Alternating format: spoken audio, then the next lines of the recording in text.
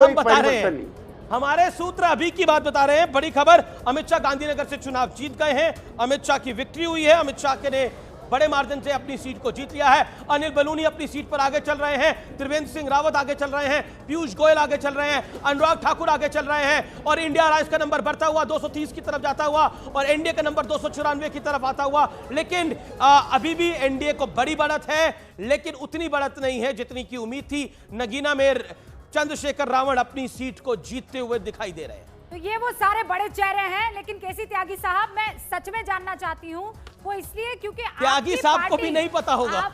आपकी जो पार्टी है वो अभी जो कह रही है, अगले घंटे वो कहेगी कि नहीं कहेगी, वो आपको भी शायद ना पता हो। रूबिका जी और रमेश जी, मैं दोनों से कहना चाहता हूँ, और ये मेरा काउंटर क्वेश्चन है, एक पार्टी बताइए जिसने अपने अलाई ना बदले हों। तो आप भी बदलने का ग्राउंड बना रहे हैं क्या? शिवसेना है? इसका मतलब आप मान रहे हैं ना क्या कि कल को हालात कुछ भी हो सकते हैं? नहीं, मैं नहीं मान रहा हूँ। आप कोई भी नतीजा निकालने के लिए स्वतंत्र हैं, जो इतने दिन से आप निकाल रहे हैं। हमारा गठबंधन अटूट है। हाँ। हम एनडीए में हैं और श्री नरेंद्र मोदी अगले प्रधानमंत्री बनेंगे। ओके केसी त्यागी साहब, 543 सीटों के रुझान आ चुके हैं। एनडीए इस वक्त 293 पर है, इंडिया गठबंधन 230 पर है। अन्य के खाते में 20 सीटें इस वक्त आती हुई दिख रही है। अमित शाह अपनी सीट से चुनाव जीत चुके हैं और सूत्रों के हवाले से बड़ी खबर यह आ रही है कि रुझानों में जेडीयू 14 सीटों पर आगे यानी नंबर 2 पार्टी टीडीपी हो गई है। अब एनडीए की नंबर 2 पार्टी टीडीपी है। और याद करिए, लास्ट टाइम चंद्रबाबू नायडू ने बिल्कुल फूका था नरेंद्र मोदी के खिलाफ। इस बात को याद करना पड़ेगा। और जो दोनों घटक दल हैं वो रिसेंटली ज्वाइन करे एनडीए को। यानी अगर सरकार बनती हुई, अगर उन्हें लगेगा ये टोटल मिलाकर 30 सीटें हैं और ये 30 सीटें अगर वहां प्लस कर ले, 30 सीटें उधर माइनस कर ले, तो खेल आप समझ रही है क्या हो जाएगा? खेल क्या हो जाएगा? खेल क्या हो जाएगा? खेल विवेक श्रीवास्तव की मुस्कुराहट बता रही है। रायबरेली में स्मृति ईरानी पीछे रहती हुई, केएम शर्मा आगे निकलते हुए, किशोरी लाल केएल शर्मा आगे निकलते हुए। अरुण सिंह हमारे साथ बने हुए हैं। अरुण सिंह, एक सेकंड, अरुण सिंह के बाद चलते हैं। अरुण सिंह, ये बताइए कि ये जो बातचीत का सिलसिला है वो शुरू हो चुका है?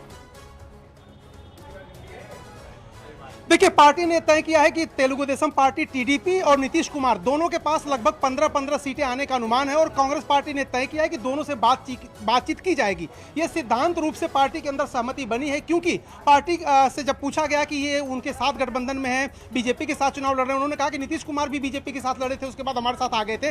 राजनीति में किसी संभावना से इनकार नहीं किया जा सकता और पार्टी सारे विकल्पों को तलाश कर रही है। उनका यह कहना है कि हम अप्रोच करेंगे, उनसे बात करेंगे। और पार्टी सूत्रों का यह कहना, कांग्रेस का यह कहना है कि टीडीपी भी ये मानती है कि कांग्रेस उनकी नेचुरल अलाई है। अब इन शब्दों पर ध्यान दीजिए, नेचुरल अलाई और सेक्युलरिज्म, ये जो शब्द 2004 और 2009 के बीच काफी चर्चा में रहते थे। नेचुरल अलाई है टीडीपी, नेचुरल अलाई है नीतीश कुमार। 2014 में एक बार राहुल गांधी ने मन बना लिया था कि नीतीश कुमार को प्रधानमंत्री पद के लिए प्रोजेक्ट कर दिया जाए। नीतीश कुमार की बातचीत सोनिया गांधी से हुई, 291 पे आती हुई, ये सब 231 पर इंडिया जाती हुई।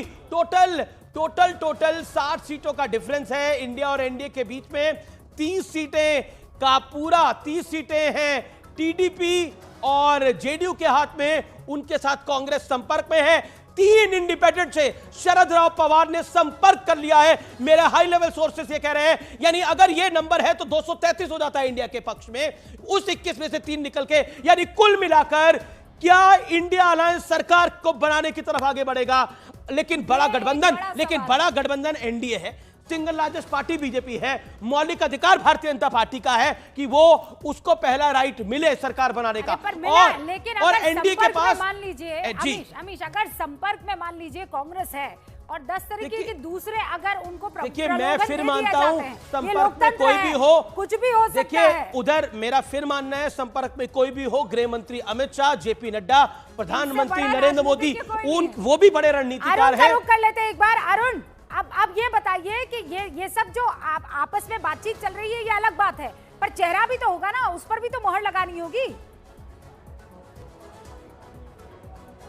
जी देखिए, ये पार्टी के अंदर इस बात पर सहमति बनी है कि जो इंडिया गठबंधन के नेता हैं, बड़े नेता, आज शाम तक, कल सवेरे तक सब दिल्ली पहुंच जाएंगे। आपस में बैठ करके पहले संख्या जरूरी जुटा ली जाए, पहले जरूरी संख्या जुटा ली जाए, लोगों से बातचीत कर लिया जाए, और तेलुगु देशम पार्टी से या फिर नीतीश कुमार से जब वो बात करेंगे तो निश्चित रूप से एक चेहरा देना पड़ेगा उनको। चूंकि कांग्रेस पार्टी 3 डिजिट में गई है, 100 का आंकड़ा उसको ऐसा लगता है, उसका इंटरनल असेसमेंट था 100 से 120, तो अगर 100 का आंकड़ा भी वो पा जाती है तो जाहिर सी बात है प्रधानमंत्री पद पर दावा ठोकेगी कांग्रेस, छोड़ने नहीं जा रही किसी कीमत पर। मैं आपको बता दूं, देखिए वो बातें अलग है कि हम बैठ कर तय करेंगे, मिलकर तय करेंगे। की कुछ पॉलिटिकल पार्टीज कह चुकी है कि कांग्रेस का ही राइट है प्रधानमंत्री पद पर। मुझे लगता है प्रधानमंत्री को लेके थोड़ा बहुत कंफ्यूजन होगा, लेकिन बड़ा कंफ्यूजन नहीं है। लेकिन अभी थोड़ा बहुत ही काफी है जी, लेकिन अभी मुझे लगता है कि अभी जो कांग्रेस का मेन काम है वो है मोदी को रोकना। They want to stop Narendra Modi को रोकना। लेकिन मुझे लगता है कि उम्मीद सब कर रहे हैं, लेकिन नरेंद्र मोदी को रोकने के लिए आपको नंबर भी चाहिए, पर सहमति, लेकिन वो नंबर है नहीं।